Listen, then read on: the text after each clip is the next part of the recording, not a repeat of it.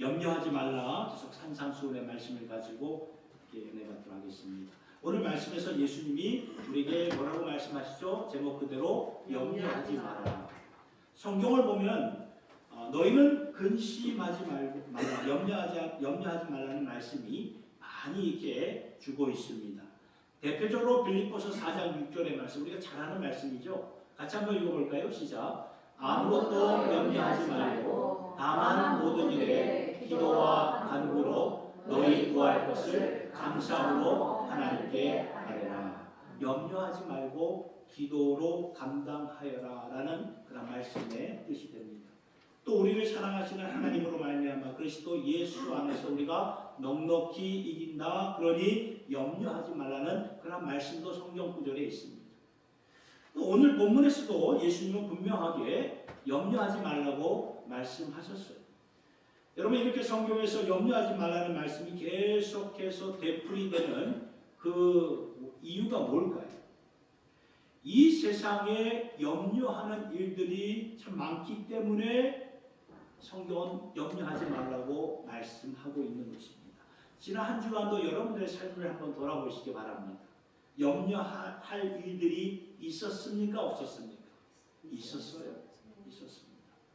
그러니까 예수님은 우리의 연약함을 아시기 때문에 근심, 걱정, 염려할 수밖에 없는 우리의 상황과 형편을 아시고 염려하지 말아라. 염려하지 말아라. 근심하지 말라고 말씀하시는 거예요. 생각해 보세요. 안개와 같은 인생을 살아가는 동안에 염려할 일들이 우리의 마음을 얼마나 이렇게 엄습해 오는지 모릅니다. 사업을 하시는 분들은 경영을 하다 보면은 예기치 못한 상황에 답답하고 힘들어진 일들을 겪게 되지 않습니까? 그러면서 마음속에 염려하는 마음이 생겨요. 우리의 청년들도 보면 자신의 미래에 대해서 염려가 앞서게 됩니다. 자녀를 키우는 부모도 내 자녀가 곁길로 가지 않고 잘 성장할 수 있을까 염려하게 되지요. 또 우리 어르신들을 보면은 9988로 살기를 원하지만 9988이 99세까지 팔팔하게 살기를 원하는 그런 뜻이에요. 99세까지 그런 팔팔하게 살기를, 건강하게 살기를 원하지만 그게 어찌 내 뜻대로 될 수가 있겠습니까? 행여나 가족들에게 수발을 당하는 고통을 안겨주면 안 되는데 하는 그런 염려를 하게 되지 않습니다. 그리고 조기 은퇴를 앞둔 가장들에게, 이건 뭐 여기 미국보다는 한국에 계신 우리 가장들에게 행하는 말씀이지만, 자녀들이 한참 자라고 대학 가고 결혼해야 하는데 은퇴를 해야 되는 그런 상황이 오늘의 한국의 현 주소입니다. 그러면은 그 은퇴를 앞둔 가장들의 마음이 얼마나 염려가 앞서겠습니까? 우리의 가정의 필요는 어떻게 될 것이며 어떻게 채워갈 것인가? 염려가 앞서죠. 염려하는 것이 어쩌면 당연할 것입니다. 또한 갑자기 건강이 무너지고 청천벽력과 같은 의사의 진단을 받는다면 얼마나 마음이 이렇게 무거워지겠습니까? 여러분, 이러한 일들이 우리 주위에서 흔히 보여지고 듣게 되고, 또한 내 삶 가운데 그런 일들이 생기면 염려가 우리의 마음을 엄습하게 된다는 것입니다. 이러한 가운데 예수님이 오늘 분명히 우리에게 말씀하시기를 염려하지 말아라 말씀하셨어요. 어떻게 그런 말씀을 하실 수 있었을까요? 예수님은 과연 우리의 상황과 형편을 잘 아시는 분일까요? 예, 맞습니다. 예수님은 우리의 형편과 상황을 너무나도 잘 아시는 분이기 때문에. 왜냐하면 예수님은 친히 인간의 몸을 입고 이 세상에 오셨기 때문이죠. 우리들과 똑같은 환경에서 살면서 먹지 않으면 배고프고, 누가 때리면 아프고, 마음이 상하면 속상해하고, 이런 모든 것들 다 체험하신 우리 주님이 되시기 때문에 하나님이시면서도 스스로 인간의 한계점을 느끼신 분이십니다. 그래서 인간의 두려움을 아시고 우리들의 염려거리를 다 아시는 분이 되신다 그 말입니다. 확실하게 하시는 분이니까 예수님이 말씀에서 염려하지 말아라. 나도 그 자리에 있어서 너희들의 아픔을 안다. 너희들의 염려, 걱정, 근심거리가 무엇인지 안다. 그러니 염려하지 마라.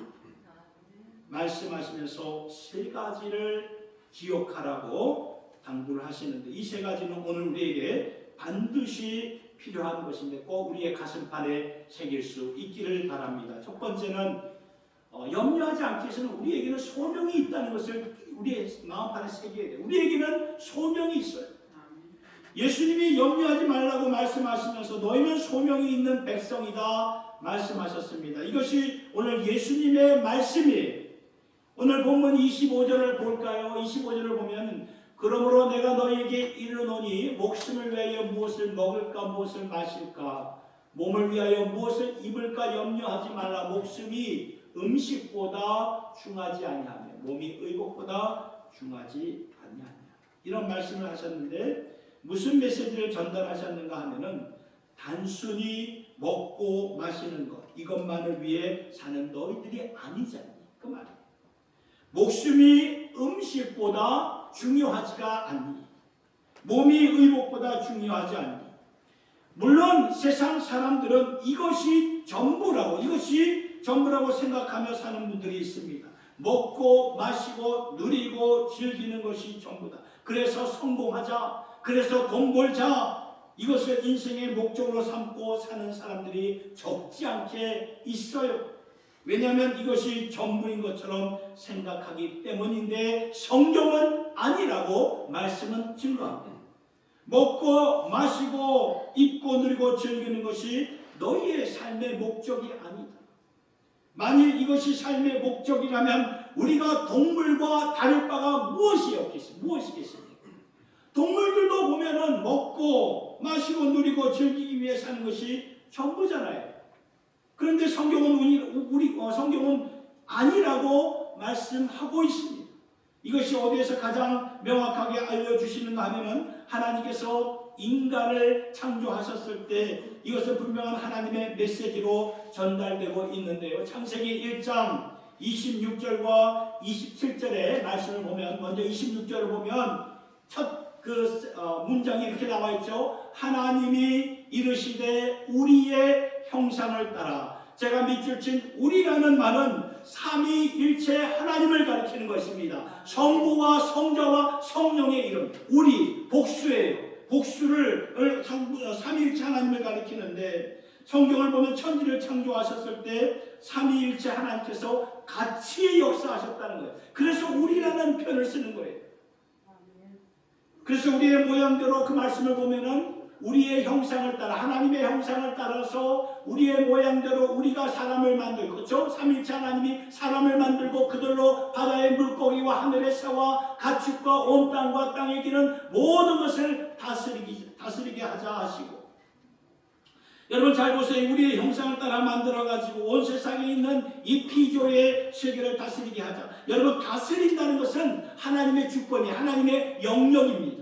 그런데 하나님은 인간들을 당신의 형상으로 만드셔서 하나님과 동행하면서 자신의 일을 할 수 있도록 그렇게 창조하신 거예요. 그래서 27절을 보면은 이렇게 나와 있죠. 하나님이 자기 형상 곧 하나님의 형상대로 사람을 창조하시되 남자와 여자를 창조하시고 보셨나요? 처음부터 하나님께서 인간을 만드셨을 때 당신의 형상대로 만드셨고 당신의 형상대로 만드신 이유는 우리로 하여금 하나님의 마음을 알고 하나님과 동행하며 또한 하나님의 일을 세상에서 감당하라고 소명을 갖고 태어나게 하셨다 그 말이라는 것입니다. 그래서 바로 연결되는 28절의 말씀을 보세요. 하나님이 그들에게 복을 주시며 하나님이 그들에게 이르시되 생육하고 번성하여 땅에 충만하라. 땅을 정복하라. 바다의 물고기와 하늘의 새와 땅에 움직이는 모든 생물들을 다스리라 하시리라.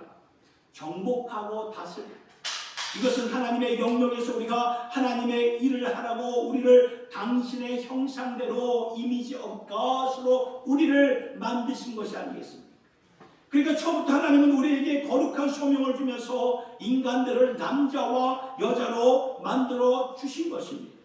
그런데 문제는 뭐냐? 죄가 들어왔을 때 문제가 생겼어요. 죄가 들어왔기 때문에 죄가 들어옴으로 말미암아 하나님이 원래 주신 그 계획과 목적이 다 어그러졌어요. 다 빗나가게 됐습니다.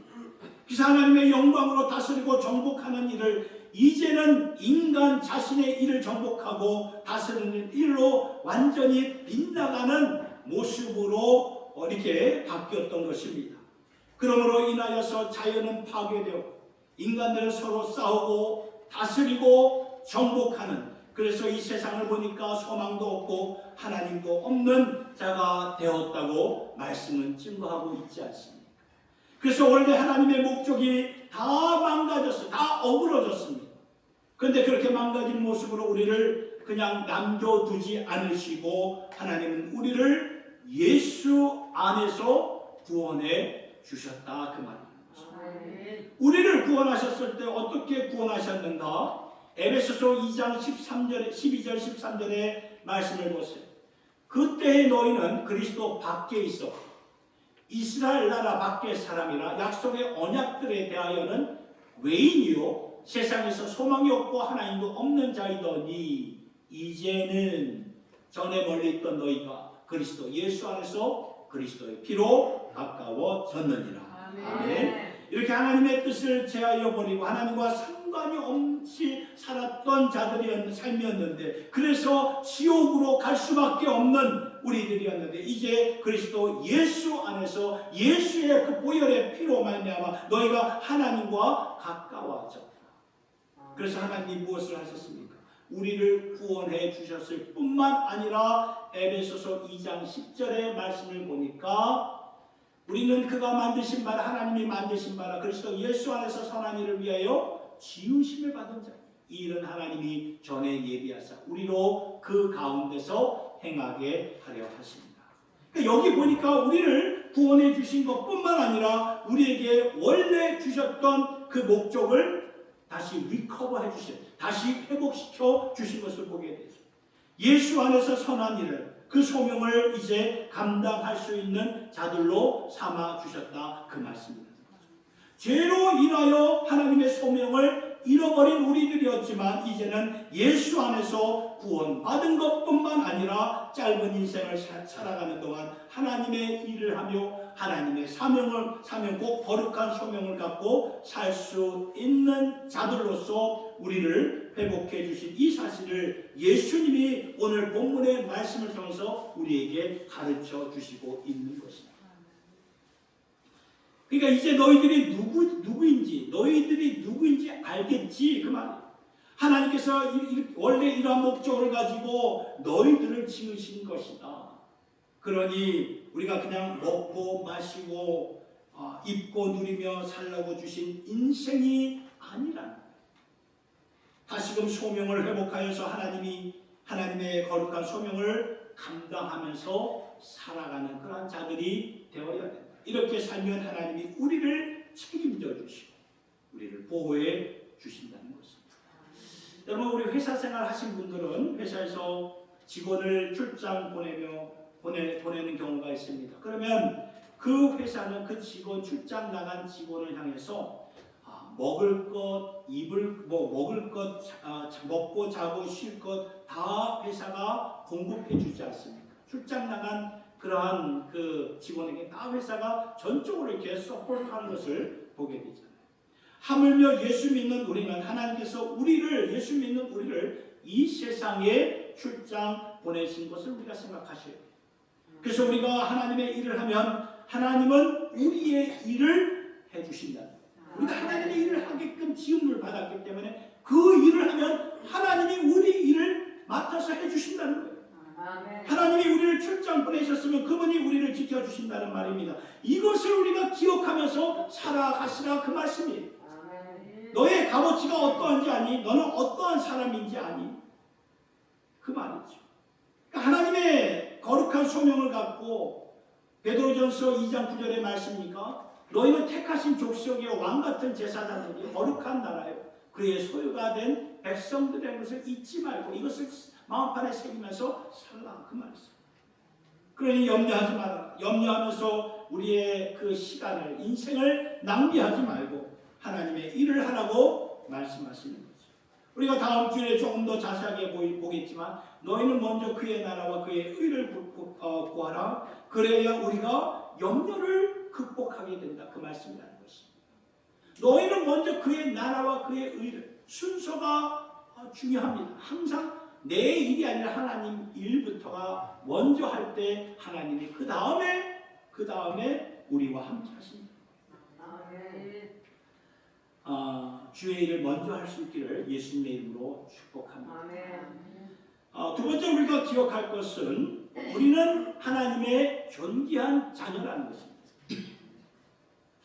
오늘 말씀에서 예수님이 이 사실을 강조하시는데 26절을 볼까요? 26절을 보면은 공중의 새를 보라 심지도 않고 거두지도 않고 창고에 모아들이지도 아니하되 너희 하늘 아버지께서 기르시나니 너희는 이것들보다 귀하지 아니하느냐.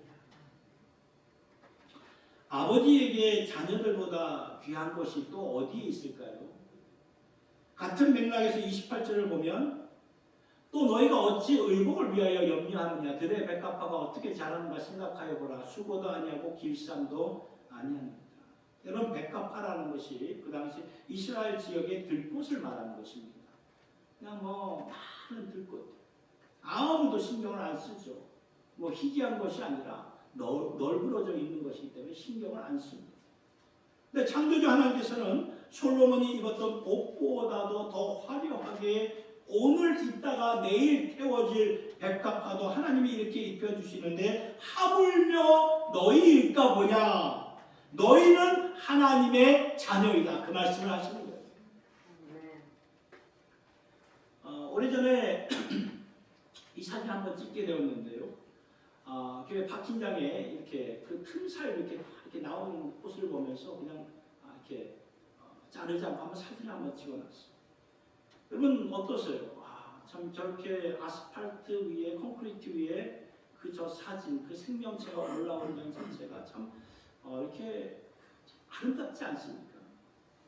아무도 신경 안 쓰고 그냥 크랙 사이에 틈 사이에 빠져나온 작은 것들도 저렇게 가까이에서 보면 아름답게 하나님이 이렇게 옷 입혀 주시는 것입니다. 하물며 너희일까? 하물며 우리일까?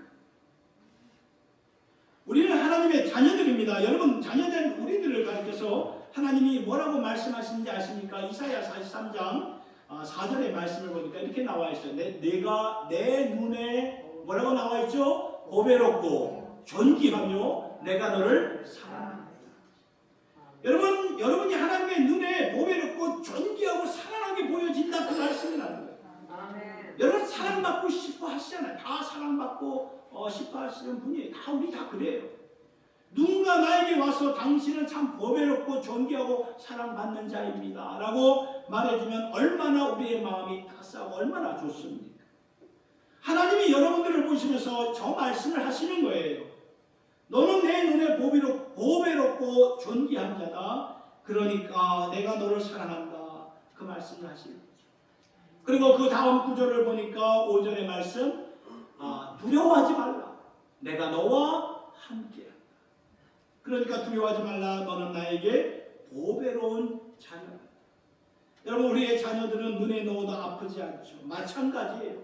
우리 하나님도 하나님의 눈에도 하나님의 눈에 넣어도 아프지 않을 만큼 저와 여러분들을 그렇게 존귀한 자, 귀한 자로 보신다. 그 말씀입니다. 그러니까 하나님이 말씀하시는 거예요. 두려워하지 마라. 내가 너와 함께한다. 이 말은 당신의 자녀들을 향한 하나님의 사랑을 표현하는 것이죠. 자녀를 향한 하나님의 사랑 변하지 않습니다. 구약 성경에 호세아서라는 말씀이 있는데 거기 보면 하나님을 완전히 저버린 망나니 같은 그런 이스라엘 백성들, 에브라임 백성들을 향해서 하나님이 참 안타까워하는 마음을 가지셨는데 그래서 채찍질을 내시죠. 하나님을 떠나니까 채찍질을 드셨다가도 다시 그 백성들을 부르시는 그 말씀이 나오는데 호세아 11장 8절의 말씀을 보면 이렇게 나와 있어요. 에브라임이여 내가 어찌 너를 놓겠느냐. 이스라엘이여 내가 어찌 너를 버리겠느냐. 내가 어찌 너를 아두마같이 놓겠느냐. 어찌 너를 스보임같이 두겠느냐. 내 마음이 내 속에서 돌이키어 나의 긍휼이 온전히 불붙듯 하도다. 이게 아버지의 마음이에요. 하나님 아버지. 내가 너를 어떻게 버릴 수가 있겠니? 너가 실족하고 내 마음을 상하게 하고 또 그렇게 죄를 짓고 있는데 그럼에도 불구하고 내가 너를 어떻게 버릴 수가 있겠니? 도리어 너를 생각할 때마다 내 속에서 나의 긍휼과 사랑이 불붙듯 일어난다. 그 말씀. 여러분 이것은 아버지가 자녀를 향해서 고백하는 사랑의 말씀입니다. 여러분 아시겠죠? 이 사실을 우리가 기억하면서 하루하루 살아가시라. 그 말씀입니다. 하늘에 계신 너희 아버지께서 너희를 잊지 않으십니다. 너희 아버지께서 친히 입혀주십니다. 너희 아버지께서 너를 보호해 주십니다. 그 말씀입니다. 그렇다면 우리는 이제 우리의 생각을 전환을 시켜요. 생각의 전환이 필요합니다. 아, 내가 그러한 사람이다. 나는 하나님께 보배롭고 존귀한 자다. 이것을 깨닫고 기억하면서 사셔야 된다는 거죠. 왜냐하면 하나님께서 이미 자신의 목숨과 우리를 바꾸어 주셨기 때문입니다. 사랑하는 성도 여러분, 오늘도 여러분들을 향한 하나님의 사랑과 긍휼은 이 말씀에서 보듯이 불붙듯 온전히 불붙듯 하도록. 왜냐하면 우리에게는 거룩한 소명이 주어졌고 하나님 앞에 존귀한 자녀가 되기 때문에 이것을 우리가 분분초초마다 쓰면서 살아야 모든 두려움에서부터 모든 염려에서부터 우리가 자유함을 얻게 되고 모든 그 염려거리에서 우리가 극복하게 된다. 그 말씀입니다. 거듭 말씀드립니다. 고달픈 세상살이 가운데 염려가 내게 엄습해 오는 것은 내 힘으로 어떻게 할 수가 없어요. 인간이기 때문에. 그러나 그 염려에 사로잡혀 살 필요는 없다. 그 말씀이라는 것입니다. 그 염려 때문에 인생을 낭비하면서 살 필요가 없다. 그 말이죠. 이 두 가지를 기억하면서 그러므로 결론은 세 번째로 우리는 믿음으로 살아야 된다. 그 말씀입니다. 이게 결론이에요. 예수님은 믿음으로 대처하고 감당하라고 말씀하셨어요. 30절을 볼까요? 오늘 있다가 내일 아궁이에 던져지는 들풀도 하나님이 이렇게 잎이 씹어든 하물며 너희일까 보냐. 믿음이 작은 자들아. 무슨 말입니까? 믿음으로 살라 그 말이에요. 믿음으로. 우리가 이 두 가지를 기억할 때 나는 하나님의 거룩한 소명이 있는 자요. 아, 나는 하나님 앞에 보냈고 존귀한 자녀로구나. 이것을 마음판에 새기며 살 때 무슨 마음이 드는가 하면은 이제부터 내가 믿음으로 살아야 되겠다. 믿음밖에 없구나. 이렇게 결단하는 마음이 생겨요. 염려에서 믿음으로 하게 돼요. 염려가 엄습해오는 것은 우리가 할 수 없어요. 그러나 염려가 엄습해오는 그 자리에서 내 마음과 내 자세는 누구에게 달려있냐면 나에게 달려있다. 나에게 달려있어. 내가 어떻게 행동하느냐에 따라 달려있다. 그 말이에요. 그 염려 앞에서 내가 어떠한 자세와 모습을 보이는가. 이것은 전적으로 나에게 달려있습니다. 그 상황 속에서 우리는 뭐를 택하라고요? 믿음을 택하시기 바랍니다. 믿음. 그렇다면 믿음이 무엇입니까? 믿음은 신뢰하는 거예요. 트러스트하는 거죠.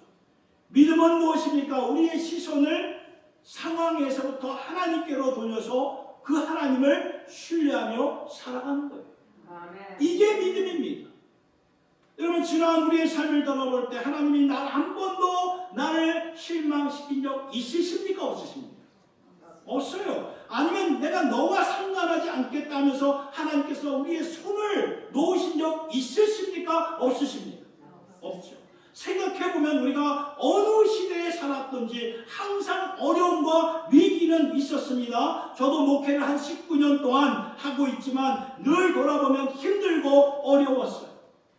그런데 돌아보면 지금까지 잘 살아왔습니다. 지금까지 하나님께서 당신의 은혜를 넘치도록 부어주셨다. 그 말이에요. 감당할 수 없는 은혜를 부어주셨어요. 그렇다면 그 하나님이 변하셨습니까? 아니죠. 성경을 보니까 히브리서 13장 8절의 말씀을 보니까 하나님에 대해서 예수 그리스도는 어제나 오늘이나 영원토록 뭐하다고요? 동일하시네요. 같다 그 말이에요. 아멘. 그러니까 하나님은 변하지 않으셨어요. 그러니 오늘도 눈을 들어 거예요. 눈을 들어 주를 바라보시기 바랍니다.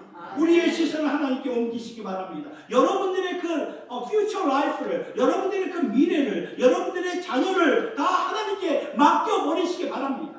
여러분의 사업을 하나님께 맡기세요. 우리가 비즈니스를 하다 보면은 잘 될 때도 있고 잘 안 될 때도 있잖아요. 잘 안 될 때 더욱더 우리가 믿음으로 사셔야 된다 그 말이에요. 잘 안 될 때 보통 사람들은 누구에게나 염려, 걱정, 근심거리가 다 있게 마련이에요. 그러면 그 상황 속에서 우리가 사람을 의지하다 보면 사람을 더 의지하게 되고 머리를 굴리게 된다 그 말씀이라는 거예요.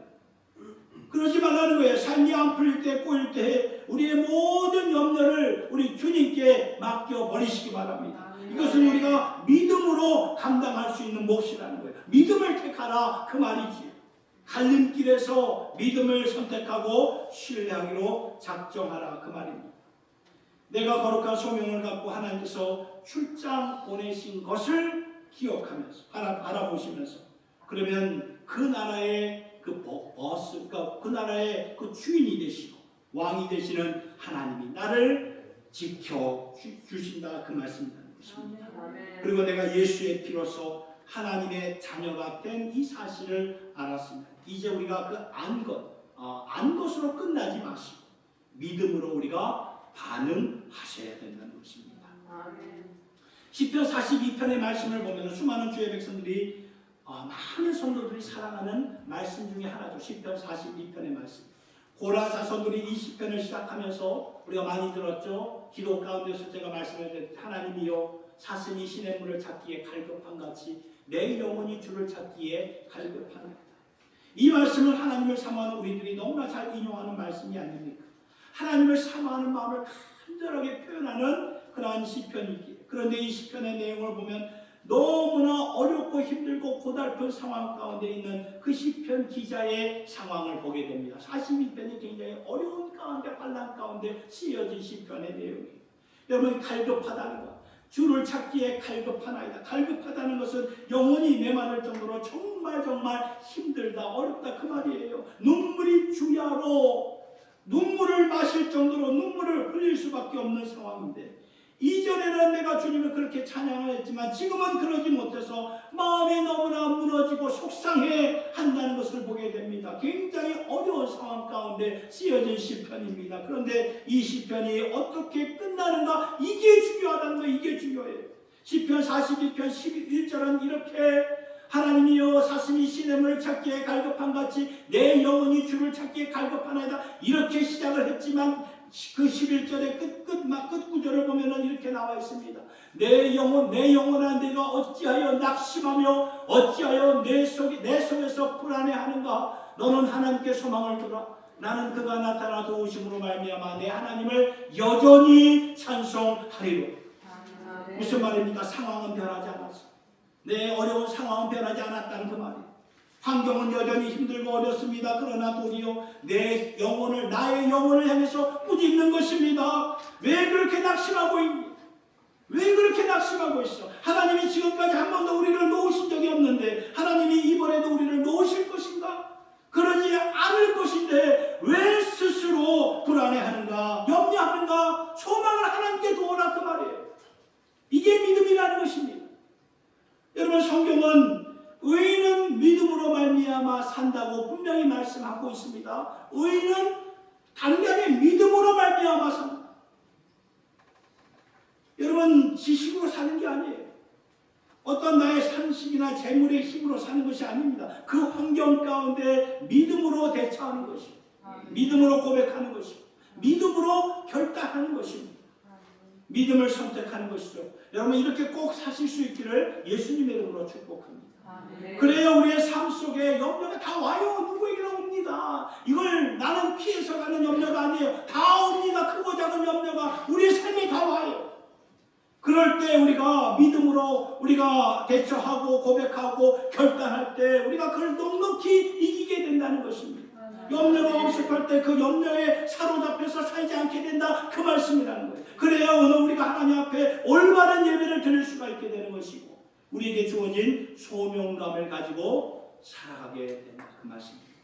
사랑하는 성도 여러분 오늘 주신 하나님의 말씀을 통하여서 다시금 우리의 마음과 생각을 좀 정리시켜서 염려할 수밖에 없는 오늘의 지금의 현실의 상황 속에서 도리어 우리의 고백은 도리어 믿음을 심겠습니다. 도리어 하나님을 내가 선택하겠습니다. 이러한 중심으로 이 한 주간 주신 말씀과 함께 항상 하나님 아버지를 우리가 의지하고 신뢰하였지. 염려가 아닙니다. 근심이 아니에요. 그게 아니라 믿음으로 감당하며 살아가는 주님의 권속들이 될 수 있기를 예수님의 이름으로 축원합니다. 우리 말씀을 기억하면서 찬양 한번 불러보도록 하겠습니다. 세상 흔들리고 사람들은 변하였고 나는 주를 섬기겠습니다. 오직 의인은 믿음으로 말미암아 산다. 여러분 이러한 찬양을 들으며 기도하는 시간 갖도록 하겠습니다.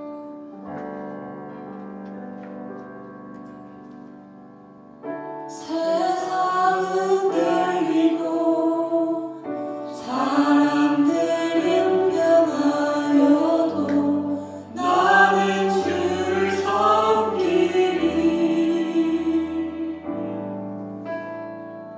주님의 사랑은 영원히 변하지 않네. 나는 주를 신뢰해. 세상은 들리고 사람들은 변하여도 나는 주를 섬기리.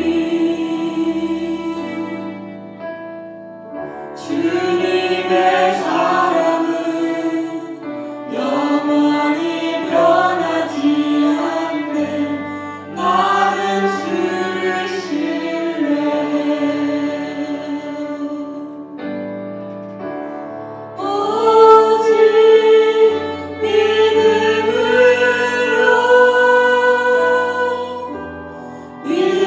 내가 살리라. 오직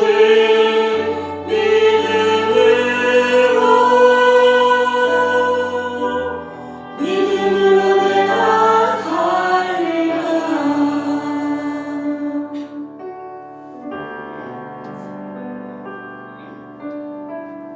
믿음은 들리고 사람들 주를 떠나도 나는 주를 섬기리. 주님의 나라는 영원히 쇠하지 않네. 나는 주를 신뢰해. 오직 믿음으로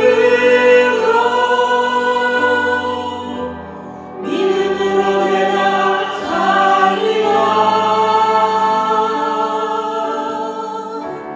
오직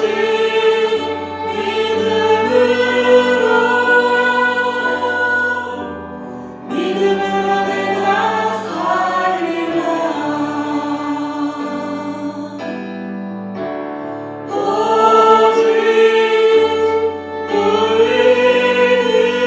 오직 의인은 믿음으로 말미암아 살리라.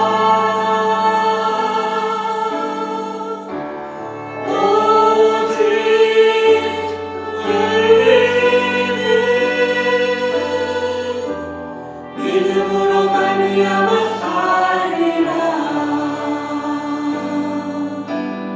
살리라. 오직 의인은 믿음으로 말미암아 살리라. 오직 의인은 믿음으로 말미암아 살리라.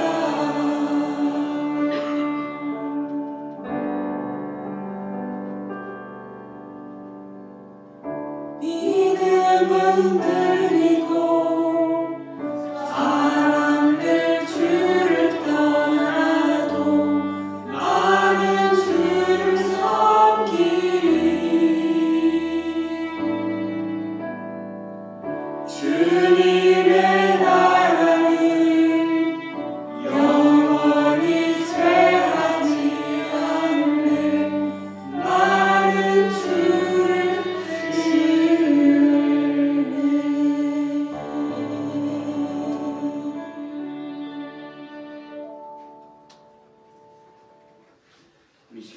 한번 기도하는 시간 갖도록 하겠는데요. 사랑하는 성도 여러분, 위기는 있잖아요.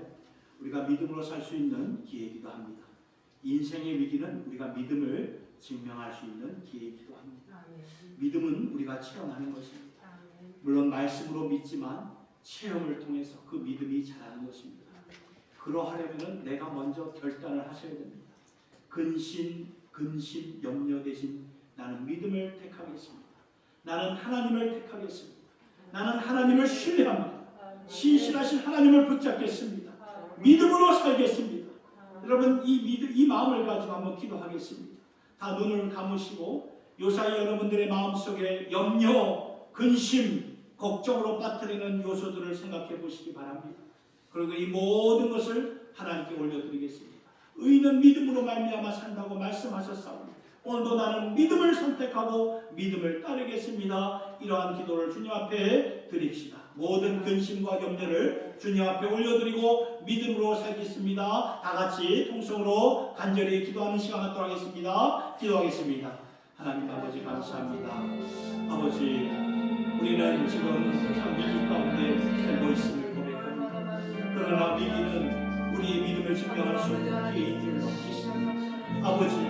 아버지, 이 믿음으로 살겠습니다. 믿음의 주가 되시는 주님을 택하겠습니다. 하나님의 신뢰하겠습니다. 환경에서부터 우리의 시선을 주님께로 돌리겠습니다. 한 번도 나를 실망시켜 주시지 않으셨던 그 하나님의 신뢰, 의지하고 믿습니다. 아버지를 붙잡습니다. 내가 연약하여서 하나님의 손을 놓아서 하나님은 우리의 손을 붙잡고 계시는 걸 믿습니다. 주여 아버지, 너는 나에게 보배롭고 존귀하다. 내가 너를 사랑한다. 내가 너를 사랑한다. 두려워하지 마라. 염려하지 마라. 내가 너와 함께한다. 주시는 말씀을 우리가 가슴에 심고 나아갑니다. 내가 너를 어떻게 보낼 수가 있겠나. 너를 생각할 때마다 내 안에 슬픔과 사랑이 불붙어 일어나. 이것이 하나님의 마음이다.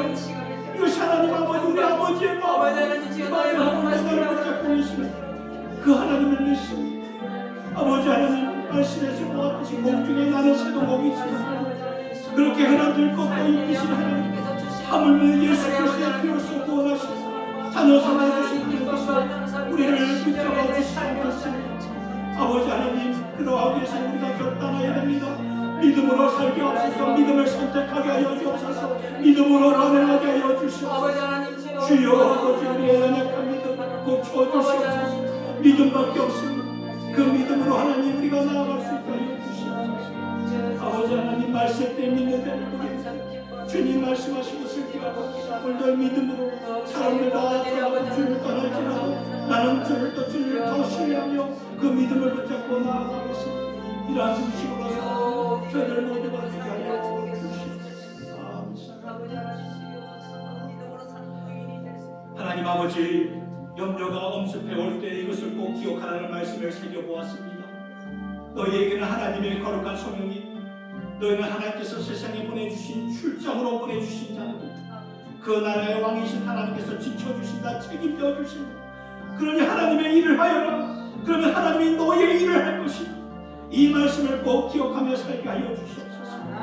그리고 우리 또한 하나님의 그 보배롭고 존귀한 자녀라는 것을 꼭 기억하며 살아가기를 원합니다. 하나님께서 당신의 눈에 넣어도 아프지 않을 정도로 보배롭고 존귀한 하나님의 자녀이기 때문에 오늘도 우리와 함께 하시고 도리어 이때에 더 큰 은혜를 베풀어 주시는 줄로 믿습니다. 이 사실을 기억하면서 살게 하여 주시옵소서.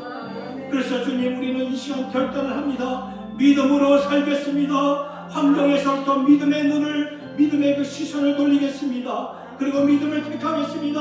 하나님을 신뢰하겠습니다. 믿음의 길을 걷겠습니다. 그래야 이때 세상 사람들에게, 이방인들에게 무엇이 의인의 삶인지를 보여줄 수 있는 여기에 모인 주님의 권속들, 백성들 다 되게 하여 주시옵소서. 성도들 한 분 한 분을 모든 아픔과 염려 가운데서 주님의 손에 올려드리옵고 축복하올 때에 우리 주 예수님의 이름으로 기도드리옵나이다.